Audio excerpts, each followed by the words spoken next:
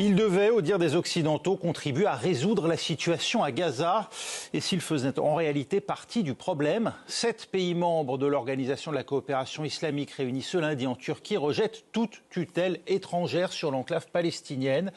De quoi refroidir les ardeurs de la Maison-Blanche qui voyait dans l'Arabie saoudite, la Jordanie, les Émirats arabes unis, le Qatar ou encore l'Indonésie et le Pakistan, autant de pays suffisamment proches des intérêts américains pour contribuer à une force de stabilisation une fois le Hamas désarmé et délogé du pouvoir.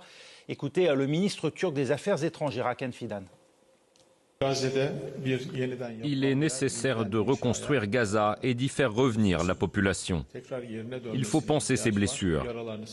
Mais comme vous l'avez également mentionné, honnêtement, personne ne souhaite voir émerger un nouveau régime de tutelle pendant ce processus. Alors, rappelons que l'accord de cessez-le-feu actuellement en vigueur prévoit, selon les Américains, qu'une force de stabilisation issue principalement de pays arabes et musulmans se déploie à Gaza à mesure que l'armée israélienne se retire de l'enclave palestinienne. Or, Antoine, c'est tout le paradoxe de ces États arabes, permettre le retrait des forces israéliennes sans pour autant donner un sentiment de complicité à leurs propres opinions publiques. Oui, et puis en plus, le plan Trump dit clairement que cette force de stabilisation appelée à venir, dont personne ne connaît les contours d'ailleurs, tout ça reste très flou. En général, on reste flou d'ailleurs quand on ne sait pas trop comment s'y prendre, soyons clairs. Elle est censée se mettre en place pour remplacer donc progressivement l'armée israélienne qui se retirait de la bande de Gaza. Mais comme ils disent qu'ils n'en veulent pas, tout en disant qu'ils veulent y participer, donc déjà il y a quand même un petit flou, mais ça veut dire aussi pendant combien de temps on va avoir une présence militaire israélienne dans la bande de Gaza. C'est quand même un premier problème. Parce que ça peut aussi déclencher des problèmes sécuritaires. Par ailleurs, vous avez les Turcs notamment qui disent voilà, les Palestiniens doivent gouverner les Palestiniens doivent assurer leur propre sécurité. En revanche, ce qu'on comprend dans les grandes lignes, c'est qu'ils seraient prêts à participer à une force qui serait sur une sécurisation globale, une sorte peut-être de force à la frontière entre Gaza et Israël, peut-être, pour empêcher symboliquement Israël de lancer une nouvelle guerre, pour empêcher le Hamas de lancer aussi une guerre contre Israël ou des attentats comme il a pu le faire le 7 octobre. Bon, tout ça reste quand même extrêmement flou, sachant que les Turcs veulent absolument y participer, alors que les Israéliens ne veulent pas du tout des Turcs autour de la table, on peut y revenir.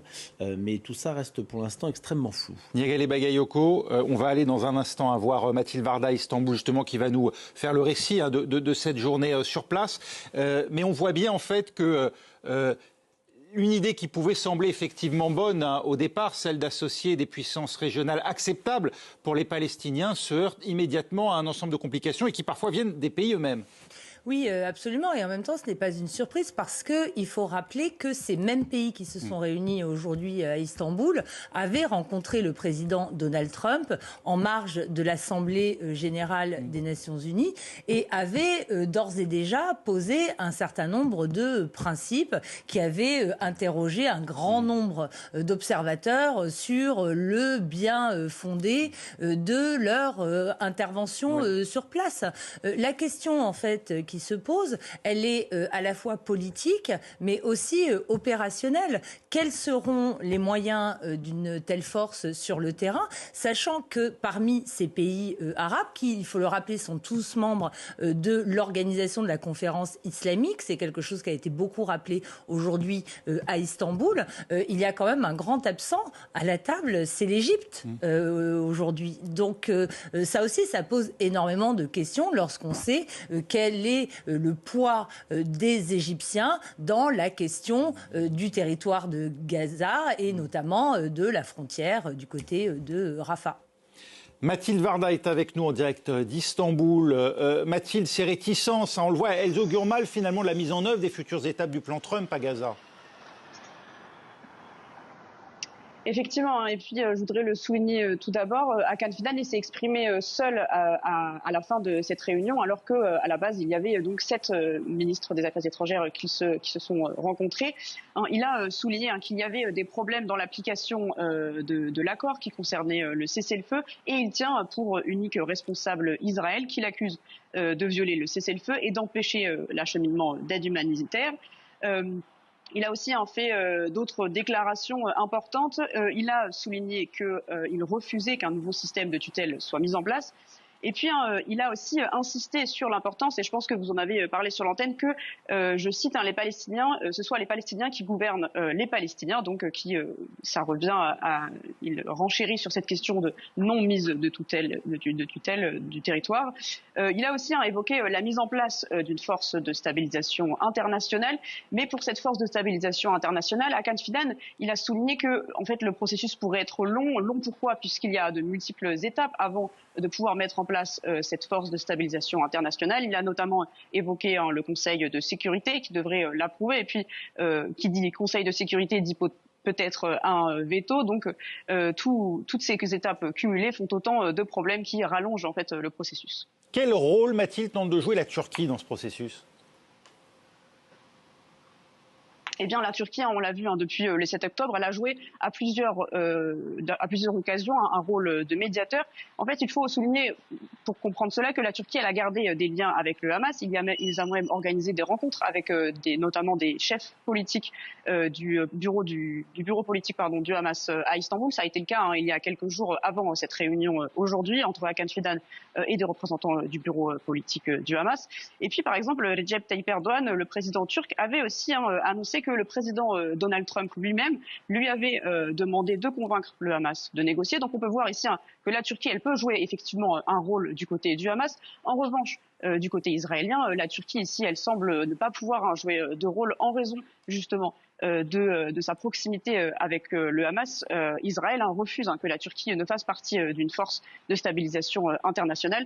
Donc on peut voir même dans l'organisation aujourd'hui de cette conférence de cette conférence interministérielle, que la Turquie, elle souhaite continuer à jouer un rôle à la fois dans les négociations, mais aussi sur le terrain. Elle a proposé son aide à la reconstruction, mais qu'il y aurait peut-être un obstacle, et cet obstacle, ce serait Israël. Merci Mathilde Varda, en direct d'Istanbul pour France 24. Alors il faut dire que Recep Tayyip Erdogan ne ménage pas ses critiques envers Israël, ce qui explique sans doute aussi la position aujourd'hui de l'État hébreu qui refuse cette présence turque à Gaza. Écoutez le président turc. Ces 2 dernières années, les habitants de Gaza ont été victimes du génocide le plus brutal et le plus barbare de ce siècle. L'État d'Israël fait tout ce qui est en son pouvoir pour entraver la paix. Nous pensons qu'il est nécessaire d'immédiatement mettre en place le plan de reconstruction proposé par la Ligue arabe et l'Organisation de la coopération islamique. Il est essentiel que ces 2 organismes jouent un rôle central dans la reconstruction de Gaza. Gazze'nin yeniden ayağa kaldırılmasında öncü bir rol oynaması elzemdir. Un acteur impartial, la Turquie? Non, pas complètement impartial, beaucoup plus pro-palestinien évidemment. Il y a eu pendant une période où la Turquie s'était rapprochée d'Israël. Il y avait des relations assez cordiales, y compris du temps d'Erdogan, et ça s'était rapproché. Et depuis l'histoire de la flottille de Gaza, donc on remonte quand même à quelques années maintenant, et encore plus ces derniers temps, ça s'est considérablement durci. Il y avait eu de nouveau un léger réchauffement, enfin vraiment on parle de quelques degrés. Et avant le 7 octobre, et depuis la réaction israélienne jugée complètement démesurée depuis 2 ans a fait que du côté de Erdogan, on est reparti sur des mots extrêmement violents. Il est intéressant quand même de noter, je rejoins un peu ce que disait Mathilde Varda, que la Turquie essaye toujours de jouer un rôle important sur le dossier palestinien. Mais moi je trouve qu'elle a beaucoup de mal à y arriver et à parvenir à exister. Elle a voulu par exemple... oui, mais pas forcément. Enfin, peut-être, mais elle a par exemple essayé absolument d'être un médiateur dans les négociations qui ont eu beaucoup de mal à aboutir à quelque chose, enfin, et un cessez-le-feu fragile depuis quelques semaines. Mais finalement, ça reste l'Égypte, un peu acteur historique sur ce conflit, alors que l'Égypte organise aussi un blocus sur Gaza, comme Israël, rappelons-le, et que le Qatar, acteur plus récent, mais qui a été très important ces dernières années, notamment dans le financement de l'appareil civil de Gaza pour permettre que la bande de Gaza ne s'effondre pas, et donc en collaboration avec les Israéliens. Ce sont ces 2 pays-là qui ont réussi, alors que la Turquie, contrairement à l'Arabie Saoudite par exemple, qui se présente toujours comme le grand pays musulman, leader, etc., la Turquie participe financièrement, aide concrètement les Palestiniens très régulièrement, que ce soit avec des constructions d'hôpitaux, notamment dans la bande de Gaza, des écoles, que ce soit des choses plus religieuses. La rénovation en partie de la mosquée Al-Aqsa à Jérusalem a été cofinancée par la Turquie. Ils ont une organisation caritative, l'équivalent de USAID, si vous voulez, ou de l'AFD en France, qui va faire énormément de financement sur un nombre incalculable de projets et de grands moyens, alors que les Saoudiens ne font concrètement pas grand-chose. Donc ils essaient toujours d'être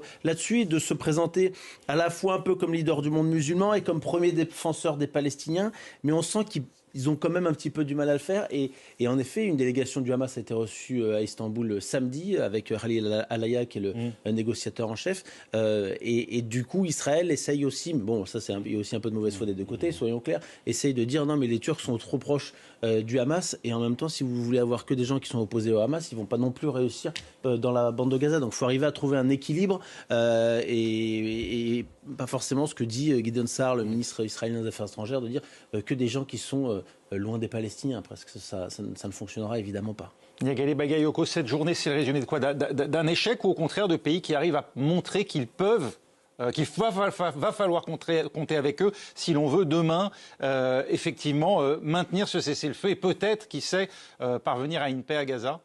Moi, je dirais qu'on se situe entre les deux, parce qu'il n'y a pas eu de décision majeure, finalement, qui a été annoncée à l'issue de cette rencontre. Mais en revanche, on voit très bien que ce sont des pays qui sont fermement décidés à compter, si ce n'est à peser, en tout cas à rester à la table des négociations. Et vous parliez de la marginalisation, quelque part, de la Turquie sur ce dossier.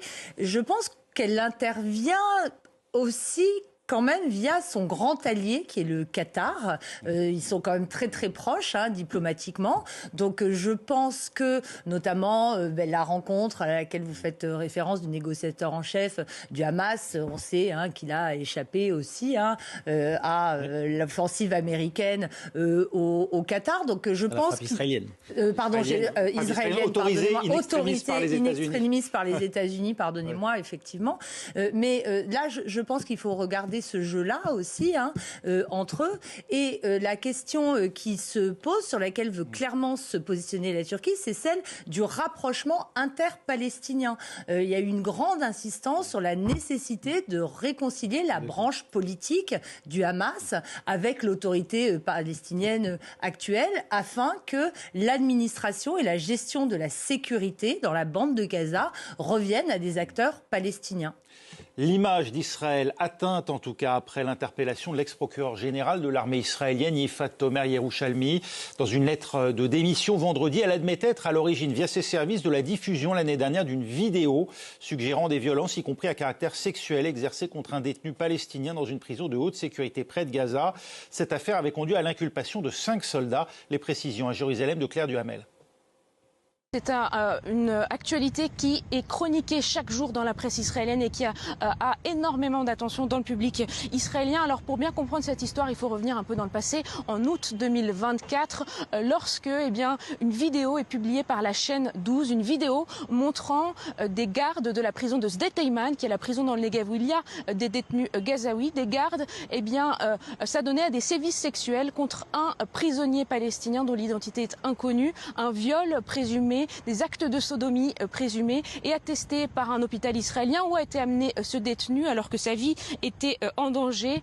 Ce détenu qui avait des blessures au rectum et au haut du corps selon des sources médicales. Déjà à l'époque, cette affaire avait eu un effet retentissant en Israël, puisque d'abord ce sont 5 soldats qui avaient été arrêtés, ce qui est extrêmement rare en Israël que des soldats soient arrêtés pour des faits de violence présumés contre des prisonniers palestiniens. L'extrême droite s'était emparée de l'affaire. Il y avait eu plusieurs militants d'extrême droite qui avaient voulu rentrer dans cette prison de Sde-Teiman.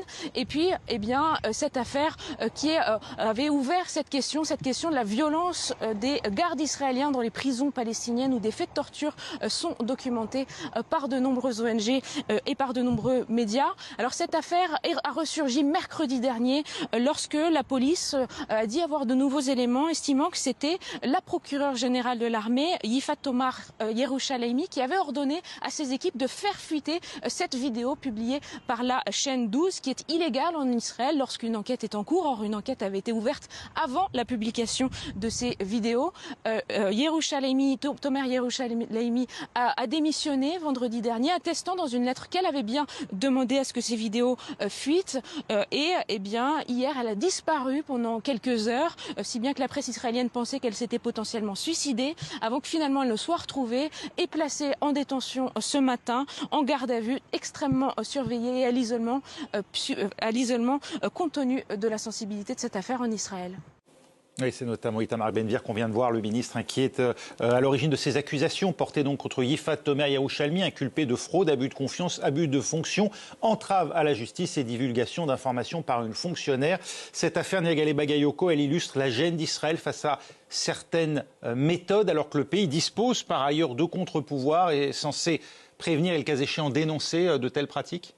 La difficulté, c'est que, bien sûr, sur le plan intérieur, on vient d'entendre le témoignage de ce que ça provoque, mais je pense que pour l'image internationale également d'Israël, sachant les plaintes dont l'État hébreu fait l'objet, notamment devant les juridictions internationales, ça renforce, ça apporte évidemment un certain nombre d'éléments à charge contre les pratiques de l'État hébreu, clairement contraire au respect des droits de l'homme. Oui, on veut faire taire en l'occurrence celle qui a fait fuiter ou par qui en tout cas le scandale est arrivé, Antoine Mariotti. Oui, qui s'est un peu sacrifiée finalement pour faire sortir cette information parce qu'elle sait qu'elle a enfreint la loi. Mais à la fois il y a l'impact à l'étranger, je vous rejoins, mais l'impact à l'étranger est déjà tellement fort, j'ai envie de dire, que c'est essentiellement sur la scène intérieure que ça a un impact. Oui. Parce que sur la scène intérieure, il faut bien comprendre que la plupart des médias israéliens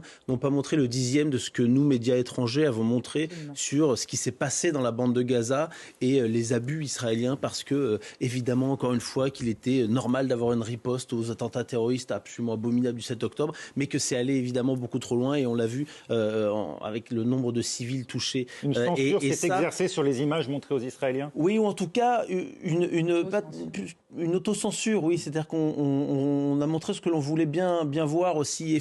Après, il y a aussi un pays qui est complètement traumatisé par cette attaque, qui, rappelons-le, est équivalent de 10-11 septembre à l'échelle de la population israélienne. Et donc, on a voulu aussi justifier certaines choses et ne pas tout montrer. Comme d'ailleurs, parfois, on n'a pas tout montré aux États-Unis après le 11 septembre. Là, c'était quand même davantage. Et ça, il y a eu des arrestations, il y a eu des choses qui étaient quand même très concrètes et qui a un peu réveillé, mais une claque à certains Israéliens en se disant il y a peut-être des choses qui ne vont pas, y compris chez nous, et sur lesquelles il faut travailler, ou sur lesquelles il faut faire attention. Et on a bien vu que de toute façon, toute cette colère, cette opposition finalement à ce qui se passe au niveau du gouvernement israélien, c'est pour ça que je fais toujours la différence entre Israël et le gouvernement israélien. Il ne faut pas jeter le pays avec l'eau du bain ou l'eau de Netanyahou. Eh bien, elle est montée grandissante depuis 2 ans. Et pardon, juste pour terminer, ce sont aussi des images qui rappellent celles des geôliers américains à Abu Ghraib, oui, et à Guantanamo également. Donc ça résonne aussi dans les méthodes qui sont utilisées dans la lutte antiterroriste. Et micro-parenthèse, mais c'est exactement ce qu'avait dit Joe Biden au lendemain du 7 octobre à Benjamin Netanyahou. Ne faites pas les mêmes erreurs que nous avons faites. Parce que nous les avons faites, nous pouvons en témoigner et les regretter amèrement parce que ça a dû endommager durablement l'image des États-Unis. Ne faites pas la même chose. Et il est tombé dans le panneau, j'ai envie de dire, presque encore plus loin que ce que l'ont fait les États-Unis. Que compte faire justement Donald Trump avec le Nigeria? Le président américain menace le pouvoir nigérian d'intervenir militairement pour venir en aide aux chrétiens. À peu près la moitié de la population nigériane est victime de persécutions, assure la Maison-Blanche. Ludovic de Foucault.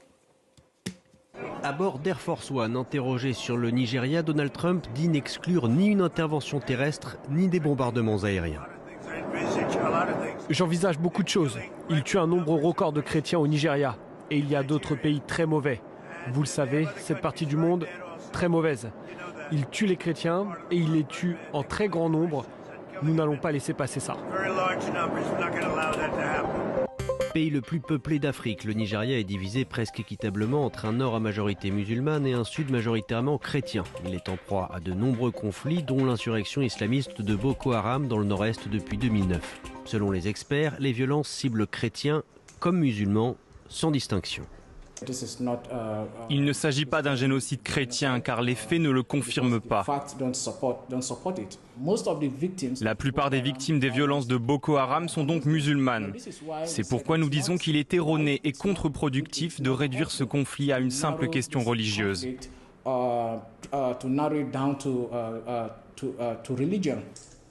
Les chrétiens, moins nombreux dans le nord, pourraient être surreprésentés parmi les victimes compte tenu de leur plus faible proportion dans la population des États où Boko Haram est actif, mais des statistiques précises manquent. Ailleurs dans le pays, les violences intercommunautaires s'inscrivent dans des dynamiques liées au pouvoir politique, aux litiges fonciers, à l'appartenance ethnique, aux affiliations à des cultes ou au banditisme. Bref, le génocide des chrétiens nigérians ressemble plus à un mythe fabriqué par l'extrême droite américaine.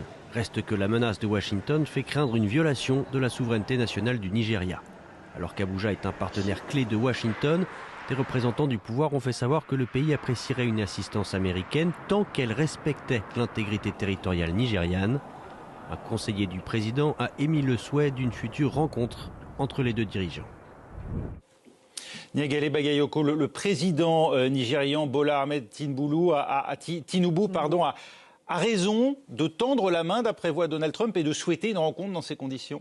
Oui, c'est une réaction assez habile, je trouve, qui rappelle un peu celle de